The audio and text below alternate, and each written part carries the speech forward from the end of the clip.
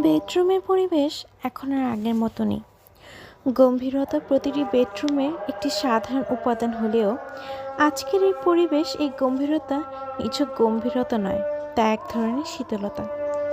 এই শীতলতা কেবল একজন বা দুজনের অঙ্গভঙ্গিতেই সীমাবদ্ধ নয়, বেডরুমে উপস্থিত 7 জনের চোখের মুখেই তা বিরাজমান। এমন এক শীতলতা যা দুর্বল মনের যে কোনো মানুষকে মুহূর্তের জ্ঞানশূন্য করে দিতে পারে। সকলের অভিব্যক্তিহীন চেহারা, ভয় ধরিয়ে দেওয়ার মতো দৃষ্টি, বিরস বদনে শক্তভাবে চেপে রাখা ঠোঁট, খানিক হাসলেও তা উপহাসপূর্ণ ও অপমানজনক বাঁকা হাসি ছাড়া কিছুই নয়। মুখে এসেই যা মুহূর্তেই মিলিয়ে যায়। একটি ডিম্বাকৃতি টেবিলের চারপাশে পা তুলে বসে আছে সেই 5 জন পুরুষ আর 2 জন নারী। তারা সালাদ সিকান্দারের মতো বিশ্বব্যাংকের বহু হৃদয়বান কর্মীর ক্যারিয়ার ধ্বংস করে দিয়েছে, যাদের পেশাগত জীবনে কোনো এক পর্যায়ে হঠাৎ নীতিশিক্ষার আচমকা বোধ হয়, বিবেকের জাগরণ ঘটে। ফলে তারা পেশার বাইরে গিয়ে মানবতার কল্যাণের কথা ভাবতে থাকে। তাদের ক্যারিয়ারকেই ধ্বংস করে দেয় এরা। সালাদ সিকান্দারও আজ এই অবস্থায় উপনীত। সেও কঙ্গোদের প্রতি দয়াবান হয়ে চাকরি হারাতে বসেছে। সালাদ সিকান্দার তাদের কাছে তেমন আর কি, অন্তত এই মিটিং শুরু হওয়ার আগে তারা এমনটাই ভেবেছিল। সম্মিলিতভাবে তারা এমনটা না ভাবে থাকলেও এককভাবে তাদের আচরণ তাই ফুটে উঠেছে। তারা 7 জনই সালারের পেশাগত ও জীবনের প্রতিটি দিক সম্পর্কেই জানে, আর সালারও তাদের সম্পর্কে ঠিক ততটাই অবগত। সালার কাউকে কারো কাছে আলাদা করে পরিচয় করিয়ে দেওয়ার কোনো প্রয়োজন নেই।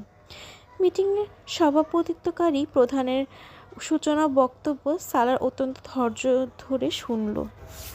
তাতে সে সালারের অযোগ্যতা, উদাসীনতা ও ব্যর্থতা নিয়ে বিবৃতি দিল। সালার উপলব্ধি করল বাকি 6 জনের দৃষ্টি তার দিকে স্থির হয়ে আছে।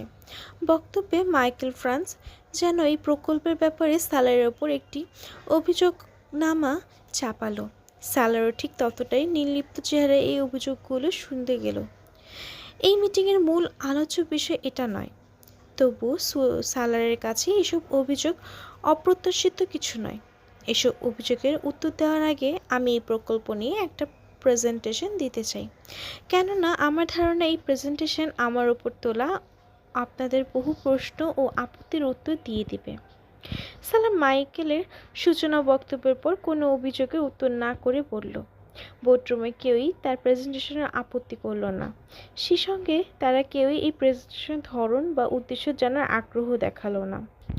প্রজেক্টরে সালার একের পর এক স্লাইড দেখাতে লাগলো। এই স্লাইডগুলোতে রয়েছে বিপুল তথ্য ও পরিসংখ্যান। এতে তার নিজের ব্যক্তিগত গবেষণাও রয়েছে।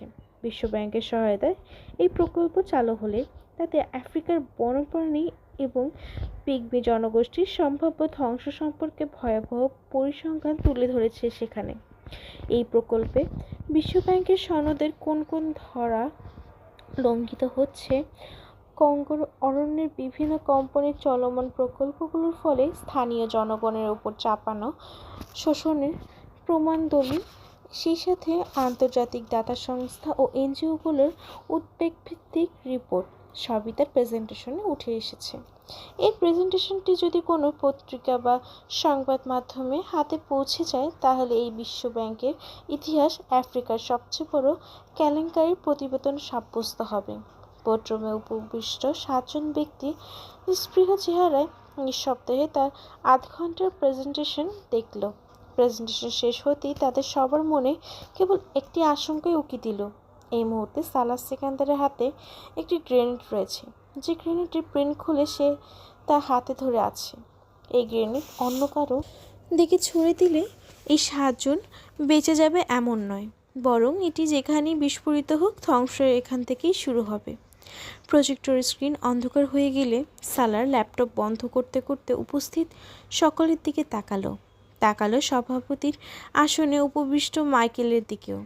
এত বছরের পাবলিক ডিলিং অভিজ্ঞতার পর সালার অত্যন্ত এইটুকু বুঝতে পেরেছে যে এই প্রেজেন্টেশনে তৈরি করে এখানে উপস্থাপন করে যে তার সময় নষ্ট করেছে।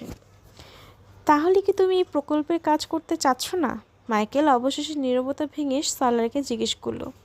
এই প্রশ্নটি যেন তাদের ব্যাপারে সালারের মনের সন্দেহকে সত্য প্রমাণ করলো। আমি চাই বিশ্বব্যাংকে কঙ্গরের প্রকল্প বন্ধ করে দিক। মাইকেলের মতো সালারও কোনো ভূমিকা ছাড়াই তার অবস্থান জানিয়ে দিল। তুমি হাস্যকর কথা বলছো। তুমি কি মনে করছো যে তোমার মতো নিচু পদের একজন অফিসারের কথায় এত দীর্ঘ বছরের প্রকল্পটি বিশ্বব্যাংক বন্ধ করে দিবে? সেটা তোমার মনে হঠাৎ মানবাধিকার লঙ্ঘনের অনুভব জেগে উঠেছে বলেই? জুলিয়া পারওয়ার্ড উত্তরে বলল। তার কথা ছিল বিদ্রূপ ও কটাক্ষের মিশলেন। মাইকেলের পর সেই এই কক্ষের সবচেয়ে বেশি সিনিয়র। মানবাধিকার রক্ষা করা যদি কোনো ফোবিয়া হয়ে থাকে আর আমি তার শিকার হই, কিংবা এটা যদি আমার মানসিক কোনো সমস্যা হয়, তাহলে এই রোগ এখন কঙ্গোর জঙ্গলে বসবাসকারী লক্ষাধিক মানুষের মাঝেও ছড়িয়ে পড়েছে। সালাহ সিকান্দার দ্ব্যর্থহীনভাবে উত্তর করল। তুমি মূলত কি, কোন অবস্থানে তুমি কঙ্গোতে আছো? বিশ্বব্যাংকের একজন কর্মচারী হিসেবে, নাকি একজন মানবাধিকার কর্মী হিসেবে? কঙ্গোর মানুষজন কিংবা পিগমি জনগোষ্ঠী তোমার মাথা ব্যথার বিষয় নয়। তোমার একমাত্র লক্ষ্য হওয়া উচিত এই প্রকল্পটি যেন তার সব লক্ষ্যমাত্রা পূরণ করে নির্দ্বিধায় সময়ে সম্পন্ন করা হয়। এবার কথায় তীক্ষ্ণ জবাব দিল আলেকজান্ডার রাফায়েল। সে বিশ্বব্যাংকের প্রেসিডেন্টের ঘনিষ্ঠ সহকারী একজন। তুমি কি তোমার চাকরি চুক্তিনামা পড়ে দেখেছো? ওখানে লেখা যেসব শর্ত ও নিয়মের প্রতি সম্মতিতে স্বাক্ষর করেছিলে, সেসব খেয়াল করেছো? এখন তুমি তোমার চুক্তি লঙ্ঘন করছো, তাই ব্যাংক তোমাকে চাকরি থেকে বরখাস্ত করার পূর্ণ অধিকার রাখে। রাফায়েলের কণ্ঠের রুক্ষতা তার পরিচয়। সেই রুক্ষতা ও নির্দয়তার জন্য পরিচিত। সালার এখানে উপস্থিত সকলের শুধু তাদের যোগ্যতা অনুযায়ী নয়, বরং তাদের বৈশিষ্ট্যও জানে। আমি আমার চুক্তিনামা পড়েছি, তা শুধু একবার নয়, বহুবার পড়েছি। আমি বিশ্বব্যাংকের চার্টারও পড়েছি। আমার কন্ট্রাক্টে কিংবা বিশ্বব্যাংকের চার্টারে মানুষের মৌলিক মানবাধিকার বা কোনো দেশের আইন লঙ্ঘন করে এমন কিছু কথাও লেখা নেই। এমন কোনো ধারা যদি আমার চুক্তিনামায় থেকে থাকে আর আমি তা এড়িয়ে গিয়ে থাকি, তাহলে আপনি আমাকে সেই রেফারেন্স দিন। এখনই আমি আমার চুক্তিনামা পড়ে দেখিয়ে নেই সেটি। বলতে বলতে সালার পুনরায় তার ল্যাপটপ অন করল। রাফেল কয়েক মুহূর্ত কিছুই বলতে পারল না। তার কপালে ভাঁজ পড়ে আছে। ধারাবাহিক চাপের ফলে সেই ভাঁজগুলো এখন স্থায়ী রেখায় রূপ নিয়েছে। ভুল করে কখনো একটু হাসলে তাকে খানিক কোমল দেখাতো, আর নয়তো রুক্ষতা শুধু তার স্বভাবেই নয়, তার চেহারাতেও সর্বদা স্পষ্ট। সে তার কাচের মতো তীক্ষ্ণ চোখ ফিরিয়ে সালারকে লক্ষ্য করে বলল, বহু বছর গবেষণা করে এই প্রকল্পটি যারা শুরু করেছে, তুমি কি নিজেকে তাদের চেয়ে অধিক যোগ্য ভাবো? তুমি কি ভাবো যে এই প্রকল্প বাস্তবায়নে বৈধতা যারা দিয়েছে তারা সব নির্বোধ? সালারকে এবার সে ব্যঙ্গাত্মক ভঙ্গিতে প্রশ্নবাণে জর্জরিত করতে লাগলো। না, তারা নির্বোধ নয়, আর আমিও নই। তবে তারা সৎ নয়, কিন্তু আমি সৎ। এটি সেই সততা যা এই প্রকল্পের বৈধতা দেওয়ার সময় তারা উপেক্ষা করেছে। নয়তো তারা এতটা অন্ধ ও অযোগ্য নয় যে এসব কিছুতে তাদের চোখে পড়েনি, যেসব এখন আমি স্পষ্টভাবে দেখছি। আমার মতো দেখছে ওখানকার আরও লক্ষ লক্ষ স্থানীয় মানুষজন।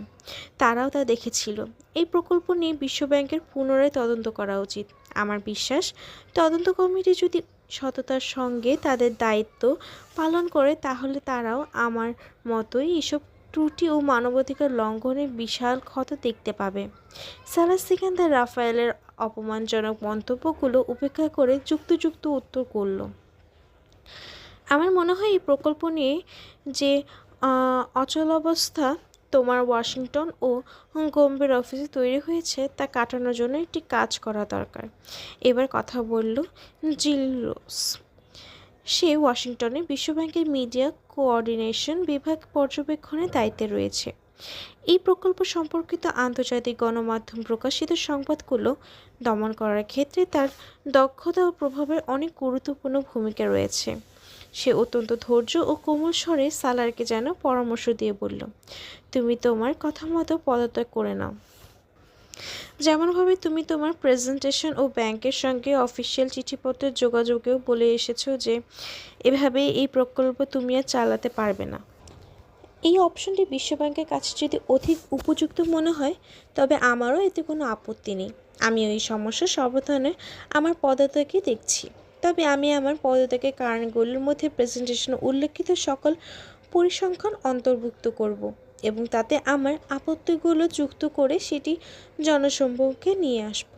বেডরুমে কয়েক মুহূর্তের জন্য নীরবতা নেমে এলো, যার জন্য সালারকে কঙ্গো থেকে ওয়াশিংটনে ডাকা হয়েছে সেসব তথ্য বিশ্বব্যাংকের গলায় কাটা হয়ে দাঁড়িয়েছে। আলোচনা ঘুরে ফিরে এখন সেই প্রসঙ্গতেই ফিরে এসেছে। বেডরুমে উপস্থিত এই 7 জন মানুষের কাছে এখন কেবল 2টি কাজই অবশিষ্ট রয়েছে।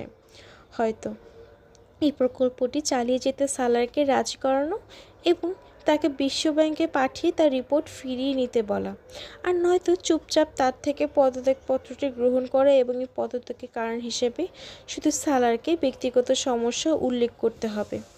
এছাড়া তাতে আর অন্য কোনো কারণ উল্লেখ করা যাবে না। কিন্তু সমস্যা হয়ে দাঁড়িয়েছে সালার এটি মানতে নারাজ।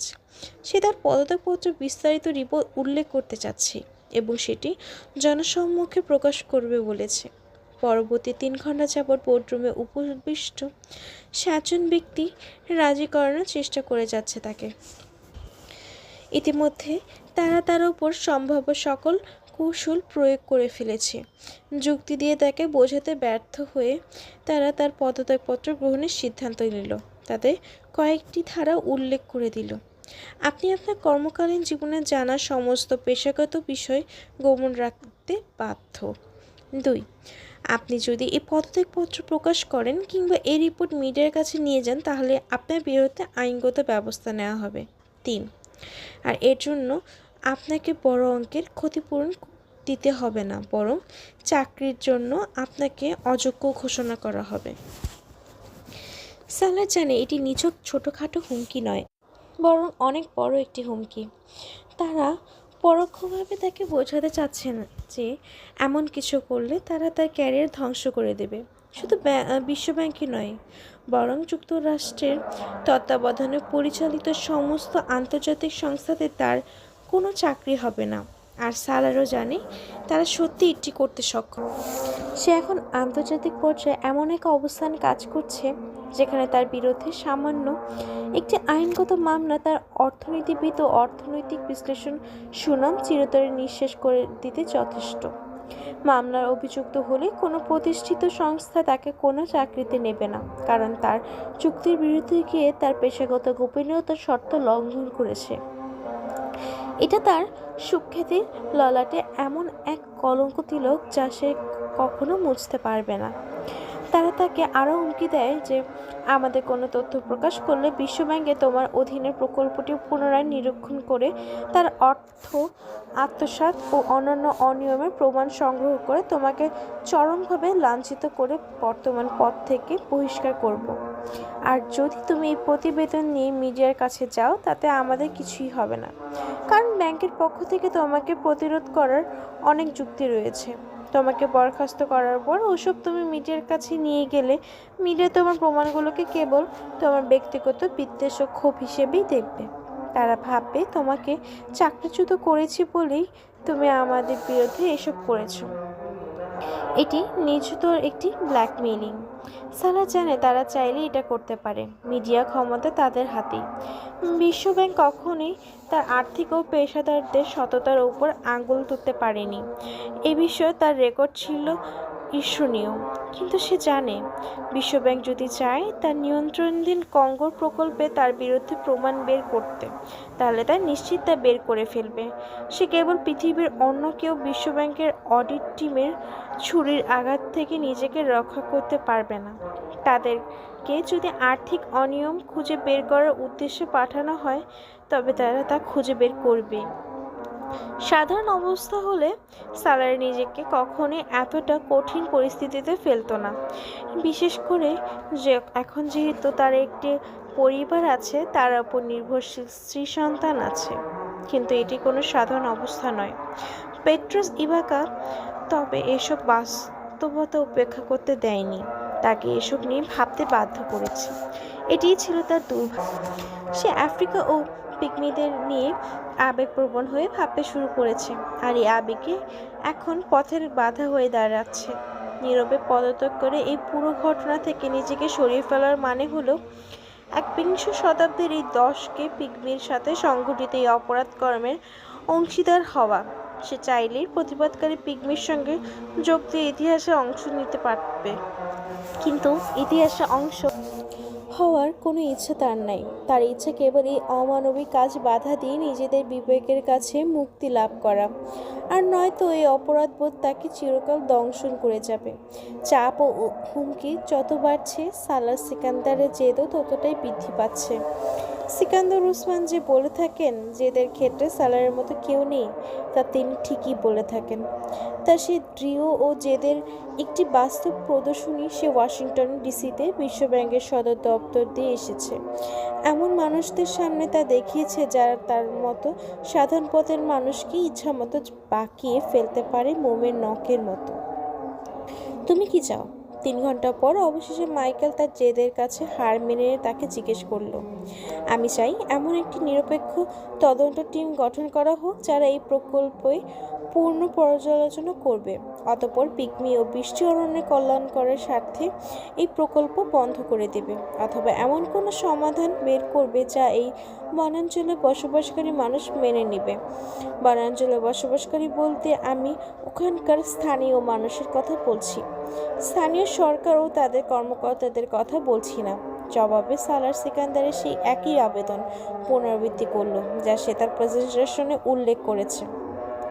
তোমার মূল্য কি? আলেকজান্ডার এই প্রশ্ন যেন সালারকে নির্বাক করে দিল। এই হেডকোয়ার্টারে বসে সে অন্যদের থেকে নরম গরম সব রকম কথাই প্রত্যাশা করেছিল, কিন্তু বিষয়টি ধামাচাপা দেওয়ার জন্য এমন প্রস্তাবের প্রত্যাশা সে করেনি। এমন কোনো না কোনো জিনিস তো অবশ্যই আছে যার জন্য তুমি তোমার এই দাবি থেকে সরে আসবে। আমাদের বলো, কী সেই জিনিস যা পেলে তুমি আমাদের সাথে এই বিকিকিনি করবে? রাফায়েল তার কথা জারি রেখে বলল। সালার টেবিল থেকে তার জিনিসপত্র গোছাতে লাগলো। আমার কোনো মূল্য নেই। বিশ্বজুড়ে নিজের পেশাগত দক্ষতা ও যোগ্যতার জন্য পরিচিত এমন মানুষের সঙ্গে কাজ করব ভেবেই আমি বিশ্বব্যাংকে জয়েন করেছিলাম, কিন্তু এটি ছিল আমার ভুল ধারণা। আমি দালালদের সঙ্গে কাজ করতে চাইলে, বেচাকেনা ও দরদামের বিজনেস করতে চাইলে স্টক এক্সচেঞ্জ কাজ করতাম, অথবা কোনো ব্যাংক ইনভেস্টমেন্ট ব্যাংকিং করতাম। শান্ত স্বরে সালার যেন তাদের মুখে জুতা ছুঁড়ে মারল, আর সেই জুতার আঘাতে একযোগে 7 জনই একই তীব্রতা অনুভব করল। সালার সরল ভাষায় তাদের দালাল বলেছে, আর তার ঠিকই বলেছে। তার সঙ্গে লেনদেন করতে এদেরকে পাঠানো হয়েছে। লেনদেন সম্পূর্ণ হলে বিভিন্ন রূপে তারা এ থেকে কমিশন পেত। তারা মূলত বিশ্বব্যাংকের অভ্যন্তরীণ লবির প্রতিনিধি।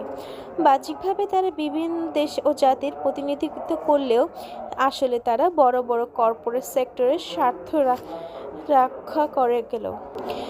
যেসব সেক্টরে তাদের দেশ সরকারগুলো আড়ালে কাজ করে, তাদের স্বার্থ রক্ষা করে। বোর্ডরুমে উপস্থিত 7 জনই কেবল আর কিছুই বলল না। নিস্তব্ধ চড়া চেহারা, সবই তাদের কাগজপত্র ও ল্যাপটপ সামলাতে লাগলো। মিটিং কোনো সিদ্ধান্ত ছাড়াই শেষ হয়ে গেল। সালারও উপলব্ধি করলে মিটিংয়ের পর বিশ্বব্যাংকে তার ক্যারিয়ারও শেষ হয়ে গেছে। সদর দপ্তরে অনুষ্ঠিত প্রতিটি মিটিংয়ের মতোই এটিও নিশ্চয়ই রেকর্ড করা হয়েছে। সালা এমনটাই ভেবেছে, কিন্তু সে এটা প্রত্যাশা করেনি যে মিটিং তখন লাইভ আকারে অন্য একটি জায়গায় প্রচারিত হচ্ছিল। তার মানে সালা সিকান্দার বোর্ডরুম থেকে বের হওয়ার আগেই তাকে দমন করার জন্য অন্য আরেকটি কৌশল ইতিমধ্যে ঠিক হয়ে গিয়েছে। আলেকজান্ডার রাফায়েল বোর্ডরুম থেকে সালারের পেছনে পেছনে বেরিয়ে তার সঙ্গে আলাদাভাবে কয়েক মিনিট কথা বলতে চাইল। সালার খানিক বিস্মিত হলেও তাতে সম্মত হলো।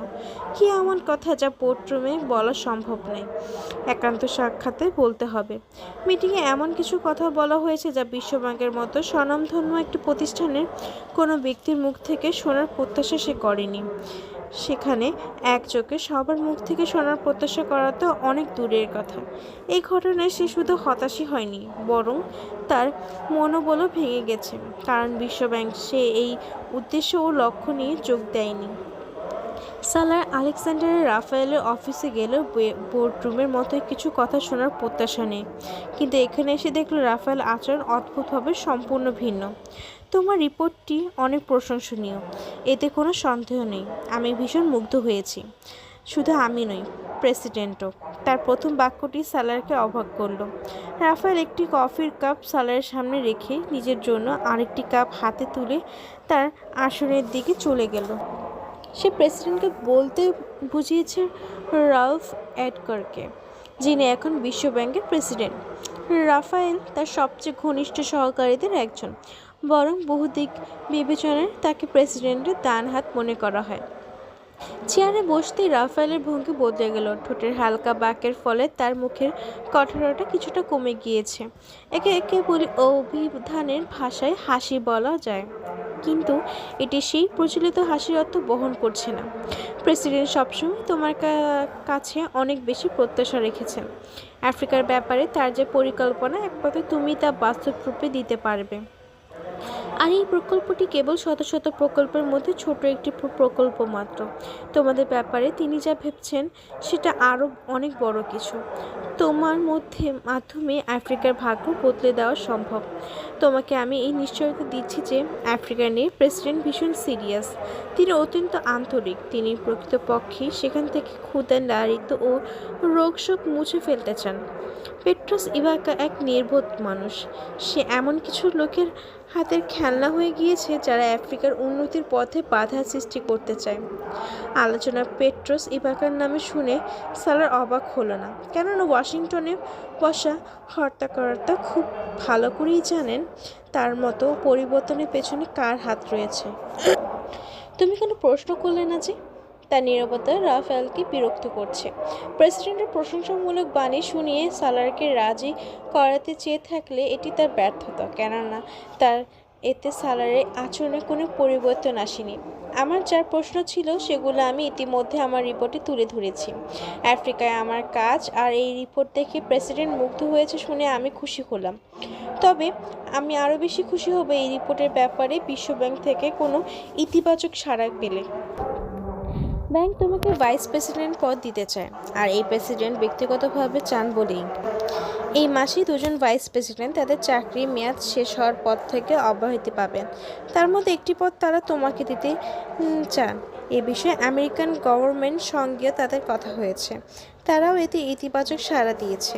তারাও চায় তোমাকে তোমার যোগ্যতা ও সক্ষমতার ভিত্তিতে উপযুক্ত পদে নিযুক্ত করতে। রাফায়েল এমনভাবে কথা বলছে যেন সে বড় কোনো গোপন তথ্য ফাঁস করেছে। এমন তথ্য শুনে রীতিমতো সালার সিকান্দারের রক্ত সঞ্চালন বেড়ে যাবে, কিন্তু তার সামনে উপবিষ্ট 37 বছর বয়সী এই যুবকের চেহারায় যখন এই সংবাদের কোনো প্রতিক্রিয়া দেখল না, তখন সে যার পরনায় হতাশ হলো। আর ভাইস প্রেসিডেন্টের পদের বদলে আমাকে কি করতে হবে? এত দীর্ঘ বক্তব্যের পর প্রত্যুত্তরে তার মুখে রাফায়েলের এমন স্পষ্ট ও দ্ব্যর্থহীন প্রশ্ন প্রত্যাশা করেনি। এই প্রজেক্টের প্রেসিডেন্ট তোমার পরিপূর্ণ ও নিঃশর্ত সমর্থন চায়। রাফায়েল এখন ফাঁকা বলি বা কথার দীর্ঘ সূত্রপাত বাদ দিয়ে সরাসরি বলল, কারণ সে বুঝে গিয়েছে সালারের কাছে এসব কথা অপ্রয়োজনীয় ও নিরর্থক। আমার মনে হয় আমি সেটা দিতে পারবো না। এই প্রকল্পে আমার ব্যাপারে মতামত ও অবস্থান তা আমি আগেই জানিয়েছি। সুবিধা বা পদ আমার অবস্থান বদলাতে পারবে না। আমি ইচ্ছে করছি প্রেসিডেন্ট যদি আফ্রিকার জন্য সত্যি সহানুভূতি ও আন্তরিকতা রাখেন, তাহলে তিনি শুধু এই প্রতিবেদন মুগ্ধই থাকবেন না, বরং অবিলম্বন এই বিষয়ে কোনো পদক্ষেপ নেবেন। আপনি কি আর কিছু বলতে চান? সালার তার সামনে রাখা কফির কাপটি আঙ্গুল পর্যন্ত ছোঁয়ালো না। আলেকজান্ডার রাফায়েল বিশ্বের বহু বড় বড় সংস্থার নানান ধরনের মানুষের সঙ্গে কাজ করেছে। এই সাক্ষাৎকারের পূর্বে সালার সিকান্দার সম্পর্কে তার কোনো ধারণা ছিল না। এখন সে তাকে একটি নির্বোধ মনে করছে, কারণ 37 বছর বয়সে প্লেটে তুলে তাকে এমন বড় একটি পদ দেওয়া হচ্ছে, আর সে তা নিশ্চিন্তে ফিরিয়ে দিচ্ছে। এটি যদি তার অহংকার হয়ে থাকে তাহলে তা অনর্থক। যদি নির্বুদ্ধিতা হয় তবে তা চরম পর্যায়ে, আর যদি এটি জেদ হয় তাহলে তা উদ্দেশ্যহীন। রাফায়েল তার জীবনে কখনো কখনো বুদ্ধিমান মানুষকে এতটা নির্বোধ ও নিঃস্বার্থ হতে দেখেনি। বিষয়টি স্বীকার করতে চায়নি সে, তবুও করছে।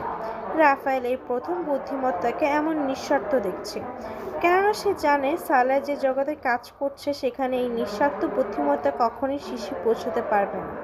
তারপর সে সালাহকে উদ্দেশ্য করে বলল, তুমি সব কিছুই জানো, কেবল কৌশল জানো না, তাই তুমি কখনো সাফল্যের শিখরে পৌঁছতে পারবে না। রাফেলে এমন কথা বলতে চায়নি, তবু বলে ফেলল, কৌশলী হওয়ার অর্থ যদি হয় বিবেকহীন এবং অসৎ হওয়া, তাহলে আমি জীবনে কখনো এই গুণ অর্জন করতে চাই না। আজই আমি আমার পথ মিল করব। বলতে বলতে সালাহ উঠে দাঁড়িয়ে পড়ল। বিদায়ী হ্যান্ডশেকের জন্য সালাহ তার টেবিলে খানিক ঝুঁকে তার দিকে হাত বাড়িয়ে দিল। সে সালাহের সঙ্গে হ্যান্ডশেক করল। সালাহ তার রুম থেকে বেরিয়ে যেতে লাগলো। রাফায়েল এক দৃষ্টিতে তার চলে যাওয়ার পিঠের দিকে তাকিয়ে রইল। কেন তাকিয়ে রইল তা সে নিজেও বুঝতে পারল না। সালাহ সিকান্দার এখন বিশ্বব্যাংকের সদর দপ্তর থেকে বেরিয়ে পড়েছে। বাইরে টিটটির বৃষ্টি পড়ছে। এখানে সে ক্যাবে করে এসেছিল, আর ক্যাবে করেই ফেরার কথা। কিন্তু গত কয়েক ঘন্টার ভেতরে যা ঘটেছে, এতে সে সদর দপ্তর থেকে বেরিয়ে উদ্দেশ্যহীন ফুটপাতে হাঁটতে লাগলো। এখান থেকে তার হোটেল কাছেই, হেঁটে গেলে আধা ঘন্টা বা পৌনে 1 ঘন্টায় পৌঁছে যেতে পারবে। আসার সময় তার তাড়া ছিল, ফেরার পথে নেই। টিপটিপ বৃষ্টিতে ঠান্ডা বেড়ে চলেছে, তবে সে স্যুটের ওপর লং কোট পরে আছে। বোম্বে থেকে রওনা হওয়ার সময় সে ওয়াশিংটনের আগামী 3 দিনের আবহাওয়া পূর্বাভাস পড়েই রওনা হয়েছে। জীবনের বড় একটি অংশ আমেরিকায় কাটানোর ফলে সে যেন এক বাঁধাধরা ও যান্ত্রিক জীবনে অভ্যস্ত হয়ে গিয়েছে। প্রতিটি বিষয়ে আগে থেকেই খোঁজখবর নিয়ে নেয়। বিশ্বব্যাংকের এই চাকরিটিকেও সে এমন যান্ত্রিক ও পেশাদার মানসিকতা গ্রহণ করেছিল, কিন্তু এখন সে বিড়ম্বনা ভুগছে। তা তার পরিকল্পনাতে কোনোদিন আসেনি। পিএইচডি সম্পন্ন করার পর এটি তার প্রথম চাকরি। এই চাকরি নিয়ে খুব সন্তুষ্ট ছিল। এখন সে বর্তমানে তা নিয়ে চিন্তা করে না। কোনো কিছুই করার আগে আগামী 5, 10, 15 বছরের কথা মাথায় রেখেই করে, কারণ এখন তার সঙ্গে আরও কিছু জীবন এবং জীবনের দায়িত্ব জুড়ে আছে। আর ঠিক এই সময়টিতে সে তার পেশাগত জীবনের সবচেয়ে বড় সংকটে জড়িয়ে পড়েছে। তার কাঁধে যদি স্ত্রী সন্তানের দায়িত্ব না থাকতো, তবে সে এতটা দুশ্চিন্তা করতো না, কারণ তখন যে কোনো সিদ্ধান্ত নিয়ে তার ফল তাকে একাই ভোগ করতে হতো। তার কোনো সিদ্ধান্তের ফলে অন্য কাউকে কোনো ক্ষতির শিকার হতে হতো না। কিন্তু এখন ফুটপাতে হাঁটতে হাঁটতে অজান্তেই একটা দীর্ঘশ্বাস নিল। কয়েকদিন আগেও সে নিজেকে দুনিয়ার সবচেয়ে ব্যস্ততম মানুষ মনে করত, আর এখন কয়েক ঘন্টার মধ্যে নিজেকে দুনিয়ার সবচেয়ে অকেজো মানুষ মনে হচ্ছে। এক অদ্ভুত মানসিক অবস্থার সময় যাচ্ছে তার। আপাতত করার মতো কিছুই নেই, না আছে কোনো মিটিং, কোনো ভিজিট, কোনো এজেন্ডা, ফোন কল বা কোনো ইমেল, এমনকি কোনো প্রেজেন্টেশনও নেই। কিন্তু ভাবার মতো আছে অনেক কিছু। হাঁটতে হাঁটতে হঠাৎ এক মুহূর্তের জন্য তার মনে হলো, কি হবে সমঝোতা করে ফেললে, এখান থেকে পুনরায় সদর দপ্তরে ফিরে গেলে, একটু আগে আমাকে যে প্রস্তাবটি দেওয়া হয়েছে তা গ্রহণ করে নিলে। এ তো কোনো জটিল, কঠিন বা অসম্ভব কিছু নয়। এখনও সব কিছু আমার হাতেই আছে। সব ঠিক হয়ে যাবে, জীবন আবার আগের মতো হয়ে যাবে। বিশ্বব্যাংক আগের চেয়ে বড় পদ, পদোন্নতির সুযোগ সুবিধা, পদমর্যাদা। মন্দ কি হতো সে যদি তার বিবেকের কিছুক্ষণের জন্য ঘুম পাড়িয়ে রেখে সব কিছু মেনে নেয়? কঙ্গো তো তার দেশ নয়, আর না পিগমি তার স্বজাতি। তাহলে তাহলে তাহলে রাফায়েলের ঠিক বলেছিল। সে কেন তাদের জন্য এসব করছে? আর এসব করতে করতে নিজেকে এমন জায়গায় নিয়ে এসেছে যেখানে সামনে কূপ আর পেছনে খাদ। কিন্তু তখনই তার স্মৃতিতে ভেসে উঠল এই সমস্ত দারিদ্রতা ও দুরবস্থা, যা সে সরাসরি সাক্ষাৎকারে দেখেছে। সেই আশাপূর্ণ চোখগুলোর কথা তার মনে পড়ল, যে চোখগুলো তার চোখে চোখ রেখে তাকিয়েছিল। নথিপত্রের সেই স্তূপ তার চোখের সামনে ভেসে উঠল, যার প্রতিটি শব্দ তাকে বলেছিল, এখানে যা হচ্ছে তা মানবতার অপমান। এটি দাসত্ব ও শোষণের নতুন রূপ, যে দাসত্ব ও শোষণ 1400 বছর আগে ইসলাম সম্পূর্ণভাবে নির্মূল করেছে। এসব কথার ভিড়ে তার ইমামার কথা মনে পড়ল। পকেট থেকে সেলফোন বের করে ফুটপাতে হাঁটতে হাঁটতে তাকে কল দিল, কিন্তু সংযোগ হলো না। সিগন্যালের কোনো সমস্যা হবে হয়তো। ফোনটি পুনরায় এসে পকেটে ঢুকিয়ে নিল।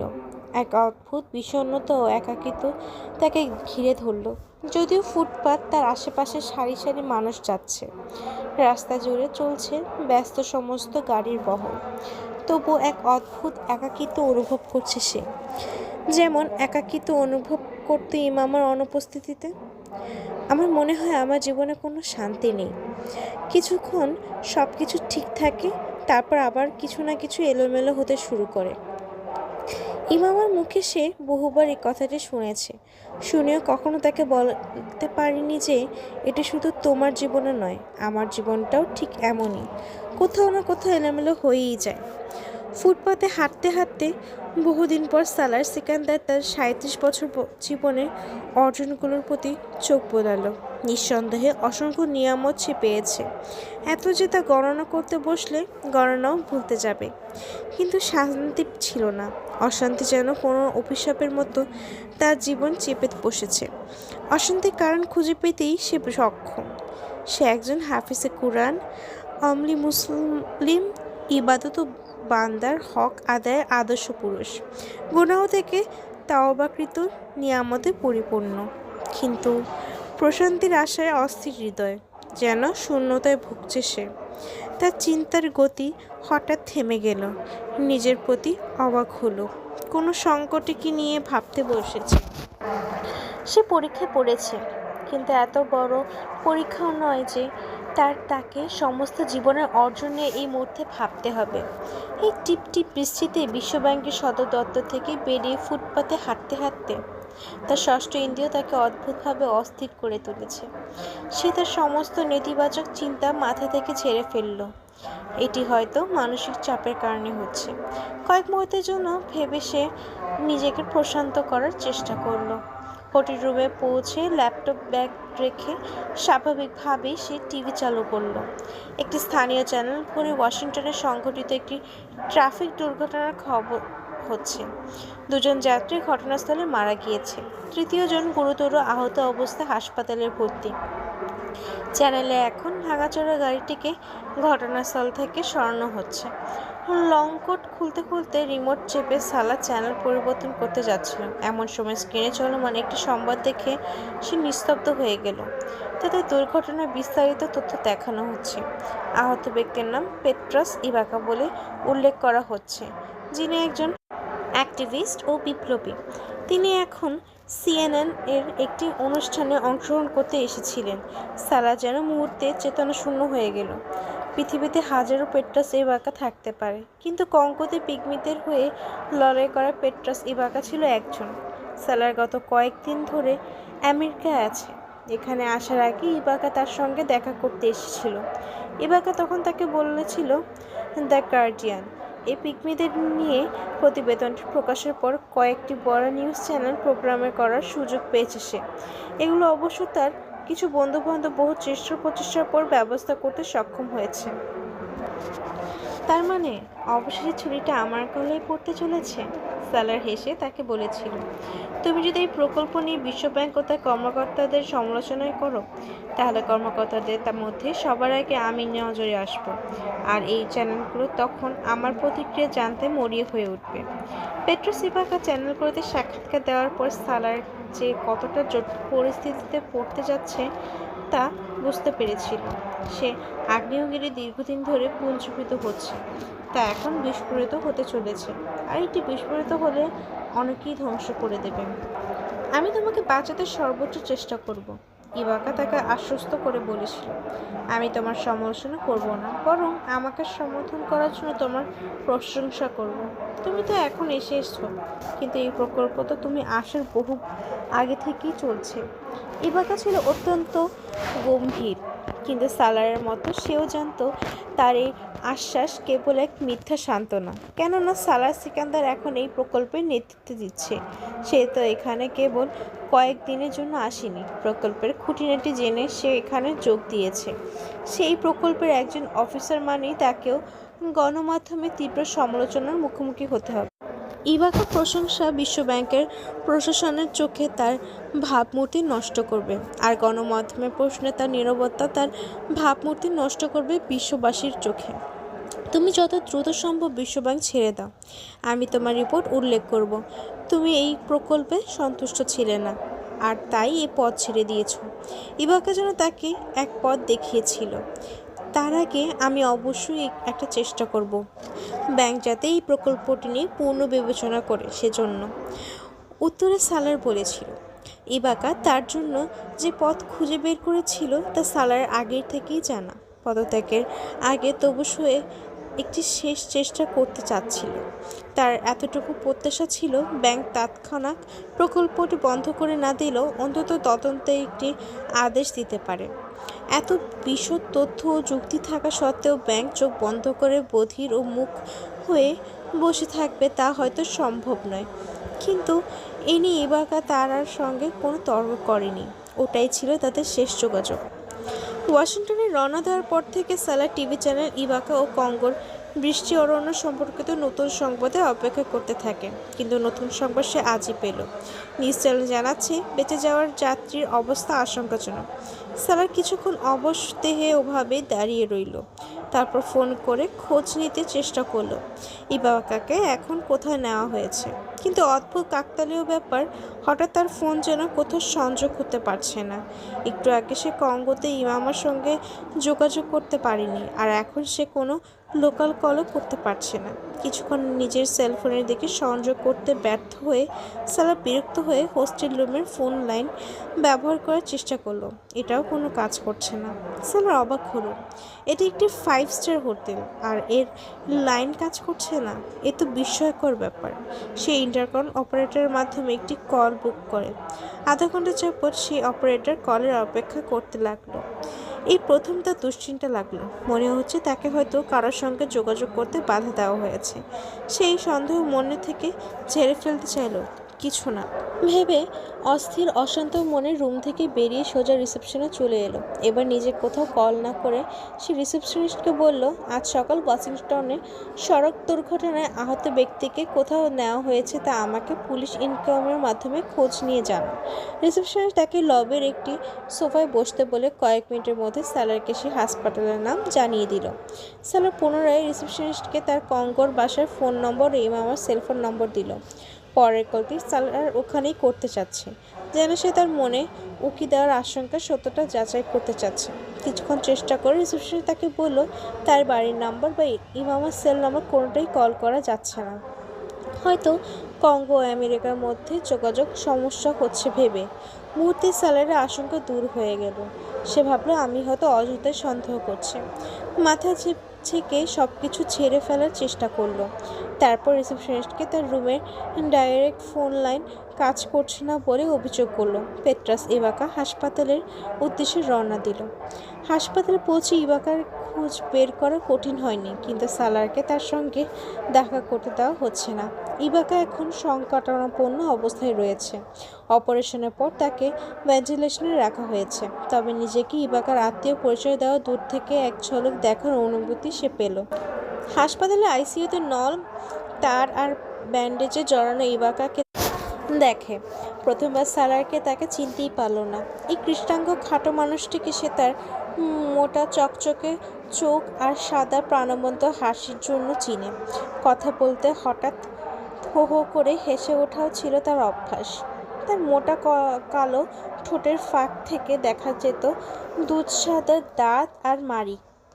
হাসি উঠলে সেগুলো নজরে পড়তে সবার আগে। সালার নির্বাক দাঁড়িয়ে তাকিয়ে রইল তার দিকে।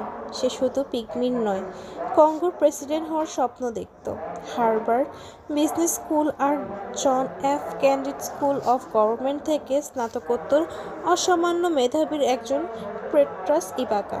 যদি জীবনে তাকে সুযোগ দিত, হয়তো একদিন সে কঙ্গোতে প্রেসিডেন্ট হয়ে যেত এবং আফ্রিকার শীর্ষস্থানীয় নেতাদের মধ্যে তার নাম থাকত। কিন্তু জীবন এই মুহূর্তে তাকে এই সুযোগ দিচ্ছে না।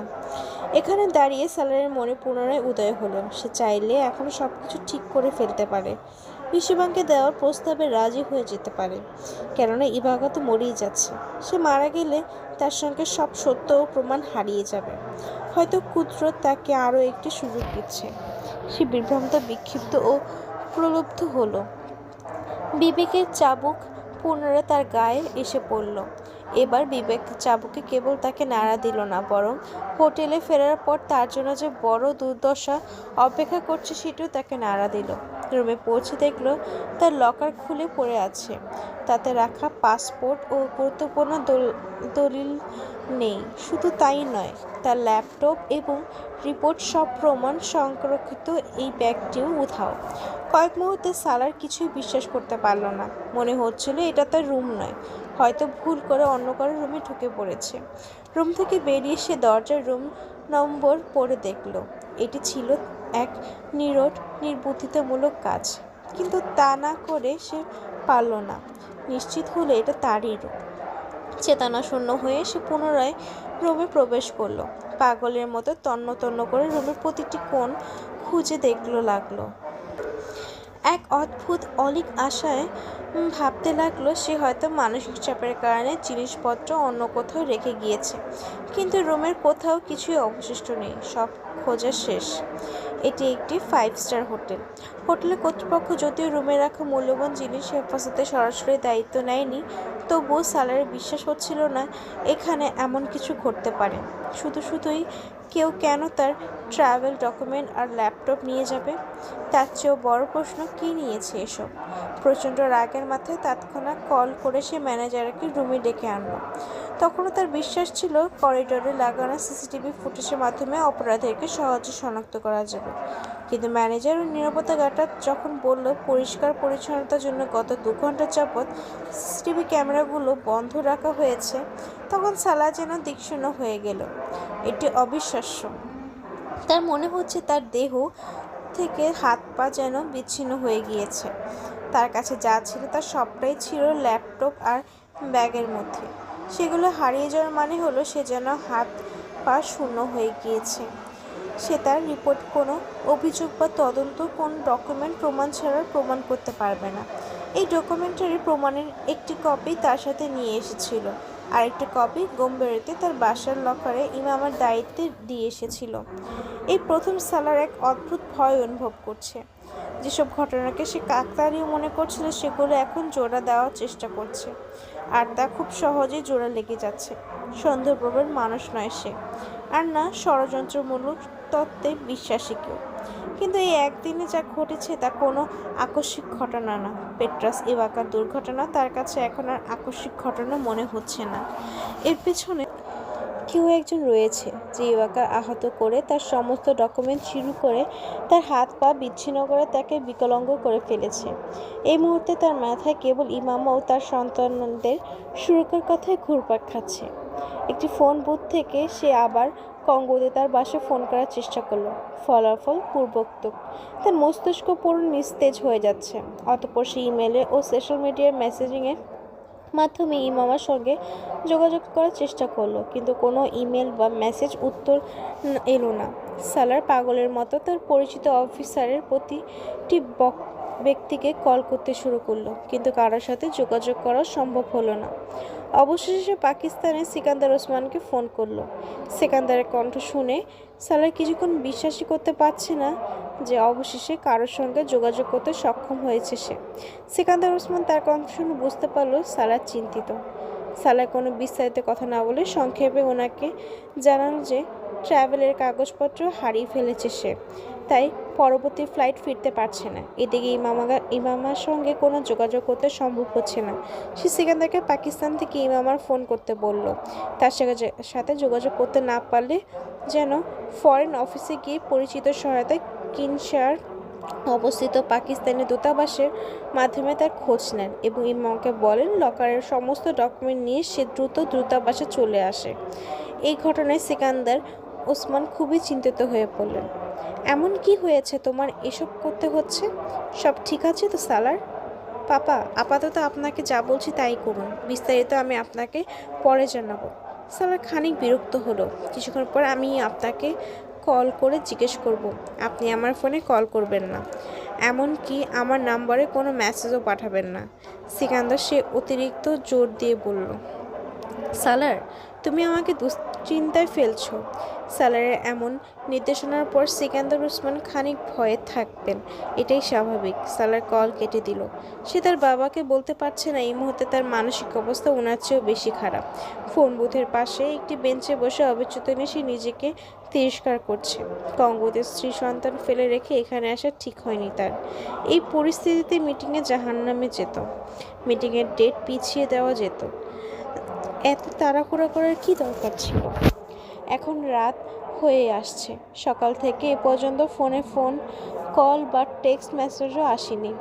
তার ফোন মনিটর কন্ট্রোল না করা হলে, তার সিগন্যাল নিয়ন্ত্রণ না করা হলে এমনটা হতো না। ফোনের সিগন্যাল এখন অনেক ভালো দেখাচ্ছে, তবু তার বিশ্বাস তার ফোন ও কথাবার্তা নিয়ন্ত্রণ করা হচ্ছে। কিন্তু সেটা কেন? সালার তা বুঝে আসছে না। তারা তার ক্ষতি করতে চাইলে সরাসরি করতে পারে। এসব কৌশলের কোনো প্রয়োজন নেই, যেমনটা পেট্রাস ইভাকার সাথে করেছে। তাকে ব্যাংক থেকে বের করে দিতে চেয়ে থাকলে সেটা তো সালার নিজেই পদত্যাগ করতে চেয়েছে। তাহলে এসব এখন কেন করছে? তার মেরুদণ্ড যেন একটি শিহরণ বয়ে গেল। হঠাৎ তার অনুভূত হলো তারা হয়তো তাকে বোঝাতে যাচ্ছে যে তাকে নজরদারিতে করা হচ্ছে। তারা চাইলেই তার ক্ষতি করতে পারবে, আর কি কি ক্ষতি করতে পারবে তা যেন সে বলে দিচ্ছে ইঙ্গিতে। তাকে বোঝানো হচ্ছে বিশ্বব্যাংক এসব করতে পারে না। কেবল বিশ্বব্যাংকই নয়, বরং তাকে সিআইএ মনিটর করছে। সে বুঝতে পারছে শরীর থেকে ঝরে পড়া ঘামের কারণ কি, ঠান্ডা নাকি উষ্ণতা। কিন্তু সালা কিছুক্ষণ পানিতেই ডুবে রইল। তার মাথা এখন সম্পূর্ণ ফাঁকা হয়ে গেছে। সে কখনো কল্পনা করেনি এমন কোনো জটিলতায় জড়িয়ে পড়বে, যেখানে সিআইএ তার কিছু পিছু নেবে। এখন সে বুঝতে পারছে এই প্রকল্পটি বিশ্বব্যাংকের ইচ্ছায় নয়, বরং আমেরিকার ইচ্ছাতেই সম্পন্ন হচ্ছিল। আর এটি সম্পন্ন করতেই তারা যে কোনো পর্যায়ে যেতে পারে। 1.5 ঘন্টা পরে সে মূর্তির মতো এখানে এভাবেই বসে আছে। পানিতে গা ডুবিয়ে 3 দিনের জন্য সে ওয়াশিংটনে এসেছিল। 3য় দিন চলে যেতে, কিন্তু এখন ট্রাভেল ডকুমেন্ট হারানোর ফলে তার বিশ্বাস হয়ে গেল খুব দ্রুতই সে ফিরে যেতে পারবে না, অন্তত তাদের দাবিগুলো কিছুটা নমনীয় না দেখানো পর্যন্ত। 1.5 ঘন্টা পর সে পুনরায় সিকান্দার ওসমানকে ফোন করলো। তিনি তাকে জানালেন ইমাম ও তার বাচ্চারা বাসায় নেই, বাড়ি তালাবদ্ধ। সেখানে কোনো কর্মচারী বা দারোয়ানও নেই। তাদের ব্যাপারে কোনো তথ্য দিতে পারে। অ্যাম্বাসির কর্মকর্তারা এই বিষয়ে কঙ্গোর স্বরাষ্ট্র মন্ত্রণালয়ের সঙ্গে যোগাযোগ করেছেন। তারা বলেছে এখনই তার পরিবারের খোঁজ দেওয়া যাচ্ছে না, কিছুটা সময় লাগবে। এতটুকু তথ্য তার শরীরে কম্পন সৃষ্টি করতে যথেষ্ট। তাকে না বলে তার স্ত্রী সন্তান কোথাও যেতে পারে না। বাড়ির দারোয়ানও তো ছিল ব্যাংকেরই নিয়োগ করা। তাহলে বাড়ি তালাবদ্ধ হওয়া সত্ত্বেও তারা কিভাবে ওখানে থেকে চলে গেল? আমি খুব দ্রুতই ওখানে যাওয়ার চেষ্টা করছি, দূতাবাসে যোগাযোগ করে ভিসার ব্যবস্থা করছি। আমি নিজে ওখানে গিয়ে পুরো ব্যাপারটা দেখছি। সিকান্দার ওসমান তাকে সান্ত্বনা দেওয়ার চেষ্টা করলেন। তুমি ওখানে দ্রুত পৌঁছানোর চেষ্টা করো। আমেরিকান দূতাবাসে তাদের নিখোঁজ বিজ্ঞপ্তি দাও। তুমিও তোমার বাচ্চাদের তো আমেরিকান নাগরিক, সুতরাং তারা পাকিস্তানের দূতাবাসের চেয়ে বেশি তৎপর হয়ে খোঁজ নেবে। সিকান্দার ওসমান তাকে একটি পথ দেখালেন, এবং সেটি নিঃসন্দেহে সুন্দর একটি পথ। কিন্তু তিনি তো জানেন না যে সালা ইতিমধ্যে আমেরিকান সরকারের সঙ্গে জট পাকিয়ে ফেলেছে। সব ঠিক হয়ে যাবে সালার, দুশ্চিন্তা করো না। কঙ্গোর পরিস্থিতি এখন এতটা বিগড়ে যায়নি যে তোমার পরিবার এভাবে নিখোঁজ হয়ে যাবে। সিকান্দার ওসমান আগে কখনো কঙ্গো থেকে থাকলে কখনই তিনি এমন কথা বলতেন না। উনি ভাবছেন তার ছেলে আমেরিকান নাগরিক, সেই সাথে বিশ্বব্যাংকে নিযুক্ত অফিসার, সুতরাং তার পরিবারের কোনো সমস্যাই হতে পারে না। প্রত্যুত্তরে বলার মতো সালারের কাছে কিছু নেই। আছে কথার কথা নয়, বরং বাস্তবে কি বোবা হয়ে গিয়েছে। এই অবস্থা তার ইচ্ছা করছে গলা ফাটিয়ে চিৎকার করতে। কল কেটে সে বুথ থেকে বাসার দিকে রওনা দিল। হোটেলে ফিরতে তার মাত্র 5 মিনিট লাগলো, কিন্তু এই 5 মিনিট তার কাছে 1000 বছরের মতো মনে হচ্ছিল। ওয়াশিংটন তার বন্ধুবান্ধব ও আত্মীয়স্বজনে ভরপুর। একটি ফোন করলেই মাধ্যমেই সবাইকে সে জড়ো করে ফেলতে পারে, কিন্তু সে কোনোভাবে জমায়েতে তার সমস্যার সমাধান করতে পারবে না। এই পরীক্ষা যেন বজ্রপাতের মতো তার মাথায় এসে পড়েছে, তার চেয়ে বেশি প্রচণ্ডভাবে তার স্ত্রী সন্তানের মাথায়। হোটেলে ফিরে দরজা বন্ধ করে সে আর নিজেকে সামলাতে পারল না, অবচেতনে চিৎকার করতে শুরু করলো। হোটেলের সপ্তম তলায় ডাবল গ্লেজ কাচের সাউন্ডপ্রুফ রুমের দরজা বন্ধ করে দরজায় ঠেস দিয়ে পাগলের মতো চিৎকার করতে লাগলো, ঠিক সেভাবে যেভাবে বহু বছর আগে মার্গাল পাহাড়ে এক অন্ধকার রাতে গাছের সাথে দড়ি বাঁধা হয়ে চিৎকার করছিল। অসহায়ত্বের এই চরম অবস্থা সে নিজেও অনুভব করছে, আগের চেয়েও তীব্রভাবে। তখন যা হয়েছিল তা কেবল নিজেই সাথী, কিন্তু এখন যা হচ্ছে তা তার স্ত্রীও আর শিশু বাচ্চাদের সাথেও। তারা কোনো কষ্টে আছে এটা ভাবতেই যেন তার নিজেকে ক্রুশে ঝুলন্ত মনে হচ্ছে। কোনো ভুল হয়ে থাকলে সেটা তার ব্যক্তিগত, এতে তার পরিবারের দোষ কোথায়? পেট্রা ইবাকার মতো তারা যদি তাকে মেরে ফেলতো তা মেনে নিত, এমনকি ইবাকার মতো এমন হাসপাতালে বেড়ে পড়ে থাকলেও তার কোনো আপত্তি ছিল না। কিন্তু ইমামা, জিব্রিল, ইনায়া আর সেই সন্তান যে এখনও পৃথিবীতে আসেনি, তাদের কী দোষ? যারা তাকে পঙ্গু করে ফেলতে চাচ্ছে তারা নিঃসন্দেহে তাতে সফল হচ্ছে। তারা যদি তাকে নতজানু করার ইচ্ছা করে থাকে তাহলে সে নতজানু হয়ে পড়েছে। তারা যদি তাকে মুখ থুবড়ে ফেলার চেষ্টা করে থাকে তাহলে এখন সে মুখ থুবড়েই পড়ে আছে। এই রাতটি তার জন্য প্রচণ্ড পাহাড় হয়ে উঠেছে। কতবার যে হোটেল থেকে বেরিয়ে ফোন বুথে গিয়েছে তার কোনো হিসাব নেই। ওখানে গিয়ে সিকান্দার ওসমানের ফোন করে ইমামা ও সন্তানের খবর নিয়ে আবার হোটেলে ফিরে আসছে। পুনরায় রাত সে এক মুহূর্তের জন্য দুচোখ বন্ধ করতে পারল না। ইমামা, জিব্রিল আর ইনায়া চেহারা তার চোখের সামনে ভেসে উঠেছে। পরদিন সকালে অফিস খোলার অনেক আগে সে বিশ্বব্যাংকের সদর দপ্তরে পৌঁছে গেল। আলেকজান্ডার রাফায়েল তার অফিস রুমে প্রবেশ করতে করতে সালার সেকান্দারে অত্যন্ত শান্তভাবে লক্ষ্য করল। সেই সালার নয় যে গতকাল এসেছিল, একদিন ও এক রাতে তাকে পাহাড় থেকে ধুলে পরিণত করে দিয়েছে। আমি প্রেসিডেন্টের সঙ্গে দেখা করতে চাই। অফিসে ঢুকেই তার মুখে সরাসরি এই কথাটি প্রত্যাশা করেনি রাফায়েল। তার ধারণা ছিল সালার হয়তো বলবে সব শর্ত মেনে নিতে রাজি, কিন্তু সে বলেছে সম্পূর্ণ ভিন্ন কিছু। প্রেসিডেন্টের সঙ্গে দেখা, এটা তো খুব কঠিন, অন্তত এই মাসে তো তা সম্ভব নয়। তাছাড়া ওনার সাথে দেখা করার প্রয়োজনীয়তা বা কেন পড়লো তোমার? তুমি যদি গতকালের কথাগুলি আবার ওনাকে বলতে চাও তাহলে আমি তা ইতিমধ্যেই ওনার কাছে পৌঁছে দিয়েছি। আজ রাফায়েল গতকালের বোর্ডরুমের বলা কথা সুরে বলছে। কয়েক মুহূর্তের জন্য সালার বুঝে উঠতে পারল না কি বলবে। বিশ্বব্যাংকের সদর দপ্তরে বসে সে কান্না করতে চাচ্ছে না, কিন্তু এখন তার মনে হচ্ছে যে কোনো মুহূর্তে সে ফুপিয়ে কেঁদে উঠবে। অবশেষে এটি ছাড়া আর তার কোনো কিছু করার নেই। গতকাল থেকে কিনসার আমার পরিবার নিখোঁজ। আমার স্ত্রী, আমার ছেলে, আমার মেয়ে। গলার স্বর যথাসম্ভব স্বাভাবিক রেখে রাফায়েলের চোখে চোখ রেখে বলতে শুরু করলো, ওহ, শুনে খারাপ লাগলো। তোমাকে তো তাহলে অবিলম্বে কঙ্গো ফিরে যাওয়া উচিত। পুলিশের সহায়তায় তোমার পরিবারকে যাতে উদ্ধার করতে পারো। কঙ্গোতে যে পরিস্থিতি, সেখানে তো খুব কম নিখোঁজ ব্যক্তিকে সুস্থ স্বাভাবিক অবস্থায় ফিরে পাওয়া যায়। কিন্তু তবুও রাফায়েল এমনভাবে কথা বলছে যেন কোনো পত্রিকার সংবাদ পাঠ করছে। সালারের ঘটনা তার চোখের মুখে সামান্যতম আফসোস বা সহানুভূতি ছোঁয়ায়নি। সালা তার কথা থামিয়ে দিয়ে বলল, আমার পাসপোর্ট আর সব কাগজপত্র হারিয়ে গিয়েছে। হোটেল রুম থেকে সব কিছু গতকালই উধাও হয়ে গিয়েছে, তাই এখন আমি কালই কিনসায় ফিরতে পারবো না। আমার পাসপোর্ট ও অন্যান্য ডকুমেন্টের জন্য সদর দপ্তরের সাহায্য প্রয়োজন। বিশ্বব্যাংক থেকে অবিলম্বে আমার কিছু ডকুমেন্ট লাগবে যাতে আমি পাসপোর্ট সংগ্রহ করতে পারি।